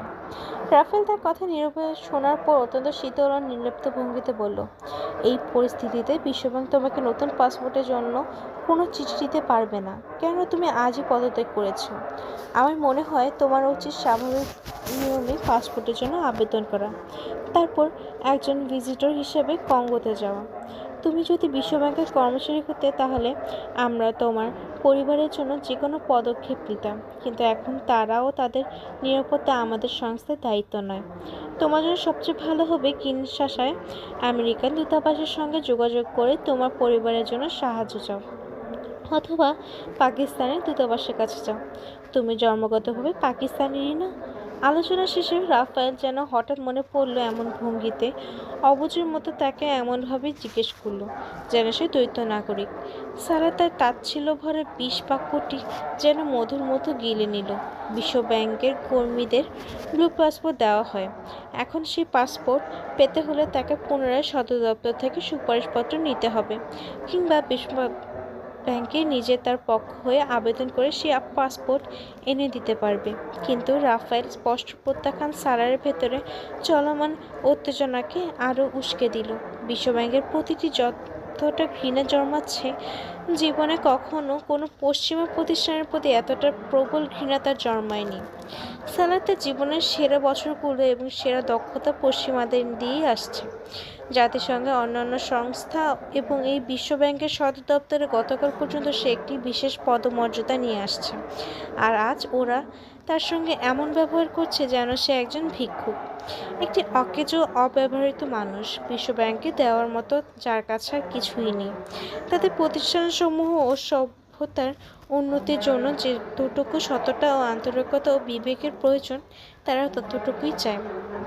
তাদের স্বার্থের বাইরে বাড়তি কোনো সততা ও মানবতার প্রয়োজন নেই। মানবতা জিনিসটা তাদের বাস্তববাদী লালসার কাছে কিছুই নয়, যে বাস্তববাদী লালসা তারা উন্নতি বলে ডাকে। আর এই উন্নতির আকাঙ্ক্ষায় সালার সারা জীবন ঘুরে বেরিয়েছে। জীবনের কিছু ক্ষণ মানুষের জীবন পরিবর্তনের লগন নিয়ে আসে, তুমুল পরিবর্তনের লগন।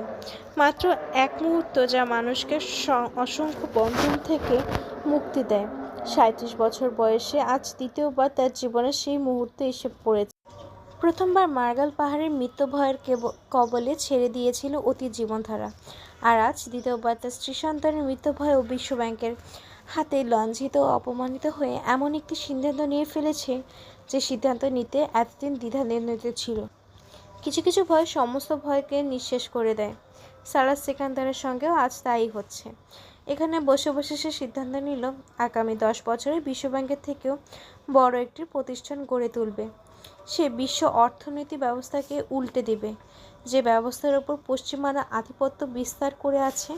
সারা জীবন সে পশ্চিমা প্রতিষ্ঠানগুলোতে পড়াশোনা করেছে, পশ্চিমাদের ব্যাপারে প্রশংসনীয় দৃষ্টিভঙ্গি রেখেছে, কিন্তু পশ্চিমারা অনুগত হতে পারেনি কখনই। অপমান খুব কম মানুষকে অনুগত করে তোলে। অপমান মানুষকে বরং প্রতিশোধ পরায়ণ হতে শেখায়, প্রতিশোধ নিতে বাধ্য করে। সারাহ সিকান্দার তার পেশাগত জীবনে এই প্রথম এমন অপমানের স্বাদ আস্বাদন করল। অপমান, হেয় প্রতিপন্নতা, যে শব্দে এই অনুভূতি প্রকাশের জন্য ব্যবহার করা হোক না কেন, সেই সবই এখন অনুভব করছে। পশ্চিমা যন্ত্রের একটি সেরা ও কার্যকর অংশ হয়েও সে এখনও কেবল একটি যন্ত্রাংশ হয়েও রয়ে গিয়েছে, যে যন্ত্রাংশের মেয়াদ ফুরিয়ে গেলে এবং প্রয়োজন শেষ হয়ে গেলে তাকে অকেজো ভেবে ছুঁড়ে ফেলা হবে। সারা জীবন সে ভেবে এসেছে তার যোগ্যতা, দক্ষতা ও কাজের মাধ্যমে সে পশ্চিমা যন্ত্রের এক অবিচ্ছেদ্য অংশ হয়ে উঠেছে। সে নিজেকে খুব গুরুত্বপূর্ণ নয়, বরং সবচেয়ে গুরুত্বপূর্ণ মনে করত। তার এই বিশ্বাস আজ ভুল প্রমাণিত হলো। তার নিছক ভ্রান্ত ধারণা ছিল। তুমি কি আর কোনো বিষয়ে কথা বলতে চাও? রাফায়েল বাহ্যিক উদাসীনতা প্রদর্শন করে বলল। না। সালার অতিরিক্ত কিছু না বলে উঠে পড়ল। রাফায়েল হতভম্ব হয়ে রয়ে গেল। সালারকে সে তার স্ত্রী সন্তানের জন্য অনুনয় বিনয় করে কান্নারত অবস্থায় দেখতে চাচ্ছিল। সে প্রত্যাশা করেছিল সালার তার পাসপোর্ট ইস্যু করানোর জন্য বিশ্বব্যাংকের ঊর্ধ্বতনদের কাছে অনুরোধ করে সহযোগিতার ভিক্ষা চাইবে। অবশেষে তাদের সকল শর্ত মেনে কঙ্কর সে প্রকল্প পুনরায় চালিয়ে যেতে সম্মত হবে। এই দুটোর একটি বেছে নেওয়ার জন্য পরিস্থিতি সালার রয়েছে, কিন্তু অদ্ভুতভাবে সে চুপচাপ উঠে দাঁড়িয়ে পড়েছে। রাফায়েলের মনে হলো তার মানসিক ভারসাম্য নষ্ট হয়ে গেছে। হেডকোয়ার্টার ভবন থেকে এভাবে বের হতে হতে স্যারের নিজের কাছে এমনটাই মনে হচ্ছে, যেন সত্যি তার মানসিক ভারসাম্য হারিয়ে গেছে। না হলে সে এতটা কঠোর ও নিষ্ঠুর মতো ইমামা ও তার সন্তানের জন্য কিছুই না করে এখান থেকে বেরিয়ে আসতো না। সে এখানে এসেছিল আপোষ করতে, নিজের স্ত্রী সন্তানের জীবন বাঁচাতে, তাদের সব শর্ত মেনে নিতে। কিন্তু রাফায়েলের কথা ও আচরণ যেন তার মানসিকতা পুরোপুরি পাল্টে দিয়েছে। আমি এদের কারো কাছে আমার পরিবারের জীবন ভিক্ষা চাইব না। যদি মিনতি করি তবে এদের কারোর সামনে মিনতি করব না। সম্মান ও অপমান দুটি আল্লাহর হাতে। আল্লাহ সবসময় আমাকে সম্মান দিয়েছে। যখনই আমি লাঞ্ছিত হয়েছি তা কেবল আমার নিজের ভুল সিদ্ধান্তের জন্য হয়েছে। আজও আমি শুধু আল্লাহর কাছেই সম্মান চাইব। অতঃপর আল্লাহ যদি আমাকে সম্মানের পরিবর্তে লাঞ্ছনা দেন তবে আমি সেই লাঞ্ছনায় মাথা পেতে নিব। কিন্তু আমি পৃথিবীর আর কারোর কাছে লাঞ্ছনার দ্বারস্থ হব না, কারো সামনে মাথা নেওয়াব না, আপোষ করব না। অন্তত আজকের পর তো আর নাই। সে মাটির টুকরো হয়ে সদর দপ্তর প্রবেশ করেছিল আর এখন আগ্নেয়গিরি হয়ে বেরিয়ে এসেছে। আর এই মুহূর্তে সে ইমামা ও তার সন্তানদের জীবনে বাজিতে লাগিয়ে এসেছে। ইমামা, জিব্রাইল, ইনায়া, এই নিয়ামতগুলো আমাকে আল্লাহ তাআলা দিয়েছেন, কোনো মানুষ তো দেয়নি। তাহলে আমি মানুষের কাছে কেন তাদের জন্য ভিক্ষা চাইব? সালাহ জেদি ছিল, কিন্তু জীবনে কখনো ভাবিনি এমন সময় আসবে যখন ইমাম ও সন্তানদের জীবনও সেই জেদের কাছে কুরবান করতে প্রস্তুত হয়ে যাবে। সালার ফাঁসাতে যে ফাঁদ পাতা হয়েছে তা সে উপেক্ষা করে মারিয়ে এসেছে। আর যারা সে ফাঁদ পেতেছে তারা বুঝতে পারেনি কিভাবে পাশের বোর্ড উল্টে যেতে চলেছে। তারা তাকে হারাতে চেয়েছিল আর সে তাদেরকে শাহমাতের চাল দিল। আর নিশ্চয়ই আল্লাহ তাআলা সর্বশ্রেষ্ঠ পরিকল্পনাকারী। আজ বিশ্বব্যাংকের জন্য একটি বড় সুখবর, কারণ পেট্রোস ইবাকা কোমাতে মারা গিয়েছে। সালার এই সংবাদটি ব্যাংক থেকে ফিরে হোটেলে বসে শুনেছে। এটি তার জন্য আরেকটি আঘাত, কিন্তু অপ্রত্যাশিত নয়। ইবাকাকে যে সে হসপিটালে যে অবস্থায় দেখে এসেছে, তারপর তার সুস্থ হয়ে ওঠা অসম্ভব ব্যাপার। কিন্তু আজকের রাতটি বিশ্বব্যাংকের জন্য সবচেয়ে অন্ধকারতম রাত, কেননা ইবাকা তার মৃত্যুর পূর্বে বিশ্বব্যাংকের মৃত্যু প্রস্তুতি তৈরি করে গিয়েছে। নিউ ইয়র্কের আমেরিকার সবচেয়ে বড় মিডিয়া টাউন ম্যানহাটনের কলাম্স সার্কেলে, সেখানে টাইম ওয়ার্নার সেন্টার ভবনের সামনে দাঁড়িয়ে ছিল পেট্রাস ইবাকা। তার চোখে খুশিতে টলমল করছিল আনন্দের অশ্রুতে। কিছুক্ষণ পরে সে এই ভবনের CNN এর স্টুডিওতে 360 ডিগ্রি নামক প্রোগ্রামে অংশগ্রহণ করবে। তার সাক্ষাৎকার নিতে চাচ্ছিল আমেরিকার অন্যতম প্রখ্যাত সাংবাদিক অ্যান্ডারসন 2 সপ্তাহ পর কঙ্গোর বৃষ্টি অরণ্য নিয়ে একটি অনুষ্ঠান করার প্রস্তুতি নিচ্ছিল। সে ইংল্যান্ড ও ইউরোপের বিভিন্ন পত্রিকায় পেট্রাস ইবাকার সাক্ষাৎকার ও পিগমিদের অস্বস্তি রক্ষার ইবাকার সংগ্রামে তথ্য সংগ্রহ করে। অতঃপর ইবাকার সঙ্গে দেখা করার জন্য যোগাযোগ করে। ইবাকা বুঝতে পারেনি যে অ্যান্ডারসন এই ফোন তার জীবনে মৃত্যু পরোয়ানা হয়ে দাঁড়াবে। তাকে যারা নজর রেখেছিল তারা বুঝতে পারছিল না এই মুহূর্তে কী করবে। ইবাকা এই ভবনে প্রবেশ করলেই তো তাদের সমস্ত পরিকল্পনা নষ্ট হয়ে যাবে। তাই তারা যা করে তাই করে ফেলল। তাদের দুশ্চিন্তা ছিল, অ্যান্ডারসনের মতো ব্যক্তি যদি তার সাক্ষাৎকার নেওয়ার সিদ্ধান্ত নিতে পারে, তাহলে না জানে আরও কত সাংবাদিক তার সাক্ষাৎকার নেওয়ার জন্য প্রস্তুতি নিচ্ছে। পেট্রাস ইবাকা সবসময় ছোট ছোট নিউজ চ্যানেল আর সাংবাদিকদের বড় শক্তিশালী মনে করে। এজন্য সে ওয়াশিংটনে তাদের সঙ্গে ঘন্টার পর ঘন্টা সময় কাটিয়ে ফিরেছে।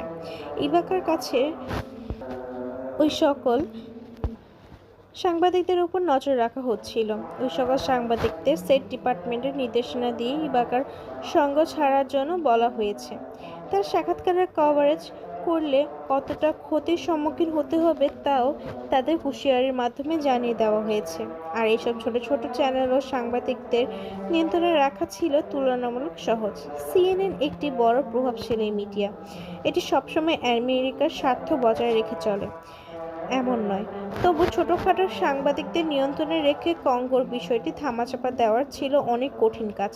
কারণ CNN-এর মতো বড় মিডিয়া যখনই কোনো বিষয়কে আমেরিকার বিরুদ্ধে উপস্থাপন করে, তখন তা নতুন কোনো না কোনো সংঘাতের সূত্রপাত করে। এখানেও ইবাকাকে নজরদারিতে রাখা CIA-এর লোকদের সামনে হঠাৎ একটি চ্যালেঞ্জ এসে দাঁড়ায়। তাহলে ইবাকাকে এক সাক্ষাৎকারে দেওয়া থেকে যে কোনো মূল্যে ফেরাতে হবে।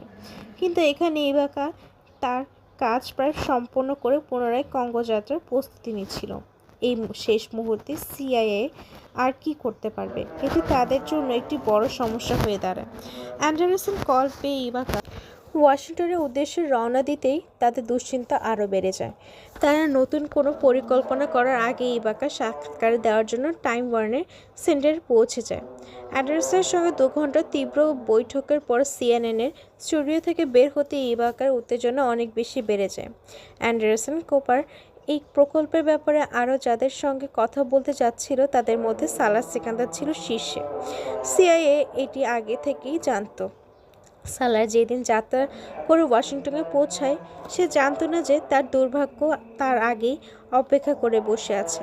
ইভাকা ওই ভবন থেকে বেরিয়ে সেন্ট্রাল পার্কের দিকে যেতে যেতে খুশি মনে সালাহকে একটি টেক্সট মেসেজ পাঠায়। তাতে ইভাকা তাকে জানায় সে এখন সিএনএনে যাওয়ার অনুমতি পেয়ে গেছে। অ্যান্ডারসন কোপার ও তার দলের আরও কয়েক সদস্যের সঙ্গে সাক্ষাৎ করা হয়েছে। ইভাকা খুশিতে যেন সপ্তম আকাশে উঠছিল। সেই মেসেজটি ছিল অনেক দীর্ঘ, তাতে আরও অনেক কিছু লেখা ছিল। পেট্রাস ইভাকার উচ্ছ্বাস সেখানে শেষ হয়নি, বরং সেই দীর্ঘ মেসেজটি সে ইমেল করে পাঠিয়ে দেয় সালার তখন বিমানে। কয়েক ঘন্টা পর সালার ওয়াশিংটনে অবতরণ করতে তার সমস্ত যোগাযোগ মাধ্যম নজরদারিতে আওতায় নিয়ে নেওয়া হয়। সে কোনো যোগাযোগ করতে পারে না, তাই পেট্রাস ইভাকা সে শেষ ইমেল সালাহ তার মৃত্যুর পর দেখতে পায়। কিন্তু যারা ইভাকার জীবন মৃত্যু নিয়ে সিদ্ধান্ত নিচ্ছিল তারা সেই মেসেজটি পেয়ে গিয়েছিল সালারের ওয়াশিংটনে পা ফেলার বহু ঘন্টা আগে। কখনো কখনো কারো জীবনে অন্য কারো মৃত্যুর কারণ হয়ে যায়, আবার কারো মৃত্যু হয়ে যায় অন্য কারো বেঁচে থাকার নিগুড় হেতু। ইভাকার মৃত্যুতে সিআইএ সালার সিকান্দারের হত্যা পরিকল্পনা বদলে দেওয়া, আর নয়তো আগে থেকেই পরিকল্পনা ছিল সদর দপ্তরে অনুষ্ঠিত মিটিংয়ে সালার সিকান্দারের অসম্মতি জানালে দুর্ঘটনার মাধ্যমে তাকে মেরে ফেলা হবে। অ্যান্ডারসন কুপারের সঙ্গে ইভাকার হঠাৎ সাক্ষাৎকার সিআইএকে সালার হত্যার পরিকল্পনা থেকে পিছু হটতে বাধ্য করে। তারা ইভাকা ও সালার দুজনকে একসাথে হত্যা করতে পারত না, অথবা তাদের হত্যার পরিকল্পনা করলেও একসাথে আমেরিকায় করতে পারত না, কারণ সেক্ষেত্রে ইভাকা ও সালারের আকস্মিক মৃত্যুর মধ্যে কোনো না কোনো সম্ভাব্য যোগসূত্র খুঁজে পাওয়ার আশঙ্কা ছিল, আর সিআইএ তাই এই ঝুঁকি নিতে রাজি ছিল না। আপাতত সালারকে বরং শুধু ভয় দেখানোর সিদ্ধান্ত নেয়, কিন্তু সিআইএ বুঝতে পারেনি যে তারা ভুল কৌশল ভুল ব্যক্তির উপর প্রয়োগ করতে চলেছে। তার কয়েক ঘন্টা পর পেট্রাস ইভাকা ব্রুকলিনের এক অন্ধকার সরু গলার স্বরে তার এক বন্ধুর সঙ্গে দেখা করতে যাচ্ছিল। ঠিক তখনই তার পথ আটকে দেওয়া হয়। সিআইএ ভেবেছিল ইভাকা তাদের কাছে একদম সহজ শিকার, পান্তা ভাত। ইচ্ছে করলেই তাকে তুলে নিয়ে যাওয়া যাবে, কিন্তু ঘটনা তেমনটি ঘটেনি। হঠাৎ দুজন ব্যক্তি তার গাড়ি থামিয়ে রিভলভার তাক করে তাকে তুলে নিয়ে যেতে চায়, কিন্তু ইভাকা সাহসিকতার সঙ্গে তাদের সাথে লড়াই করে। ইভাকা সারা জীবন আমেরিকান সভ্য সমাজে সভ্যভাবে চলাফেরা করেছে, কিন্তু বন আর বন্য জীবনের অভিজ্ঞতা ছিল তার রক্ত ও স্বভাবে। নিজেকে রক্ষা করতে জানে সে। প্রতিশিক্ষিত গুন্ডাদের কবজায় সে ধরা দেয়নি, বরং লড়ে গেছে। খাটো গড়নের হলেও সে ছিল শক্ত, সমর্থ ও সুঠাম। সে মার খেয়েছে, কিন্তু পাল্টা মেরেও গেছে। লড়াই করতে করতে রিভলভার এক পর্যায়ে ইভাকার হাতে চলে আসে। এক মুহূর্তে দেরি না করে সে তাদের গুলি চালিয়ে দেয়। একজনের গায়ে গুলি লাগে, অন্যজন গুলিবিদ্ধ হয়ে আগেই রিভলভার বের করে ইভাকার ওপর 2 রাউন্ড গুলি ছুড়ে দেয়। গুলি দুটো ইভাকার বুকে এসে লাগে। একের পর এক 3টি গুলির শব্দ পথচারীদের দৌড়ে সেখান থেকে পালিয়ে যায়। তাদের কেউ একজন পুলিশকে ফোন করে, কিন্তু পুলিশ পৌঁছানোর আগেই গুরুতর আহত ও নিয়ন্ত্রণ কাতর ইভাকাকে গাড়িতে তুলে সেই 2 এজেন্টরা পালিয়ে যায়। ইভাকার ওই অবস্থায় সিআইএর জন্য দ্বিতীয় ধাক্কা সাব্যস্ত হয়, কারণ ইভাকাকে তারা কয়েক ঘন্টার জন্য অক্ষত অবস্থায় পেতে চেয়েছিল, যাতে তার মাধ্যমে তার তৈরি সকল ডকুমেন্ট ও প্রমাণাদি ধ্বংস করা যায়। ওই সকল প্রমাণের মাধ্যমে যেন দ্বিতীয় কোনো পেট্রাস ইভাকা তৈরি না হয়। সিআইএর জন্য তখন সবচেয়ে বড় চ্যালেঞ্জ হয়ে দাঁড়িয়েছে ইভাকার একটি স্বাক্ষর প্রাপ্তি। ওই স্বাক্ষরটি লকারগুলো খুলতে পারছিল না। মূল ডকুমেন্টগুলো হাতিয়ে নিয়ে ইভাকাকে শেষ করে দেওয়ার পরিকল্পনা করেছিল তারা, কিন্তু তার প্রতিরোধে সব কিছু উল্টে যায়। তাদের প্ল্যান এ এবং প্ল্যান বি ব্যর্থ হয়ে যায়। ফলে সিআইএকে প্ল্যান সি এর পথ ধরতে হয়, কিন্তু তার জানা নেই যে ইভাকার কাছে একটি প্ল্যান ডি ছিল, যেটি তারা কখনো জানতে পারেনি। আর সে প্ল্যান ডিটি হলো কঙ্গোতে তার গার্লফ্রেন্ডের কাছে রেখে আসা একটি ওসিয়তনামা।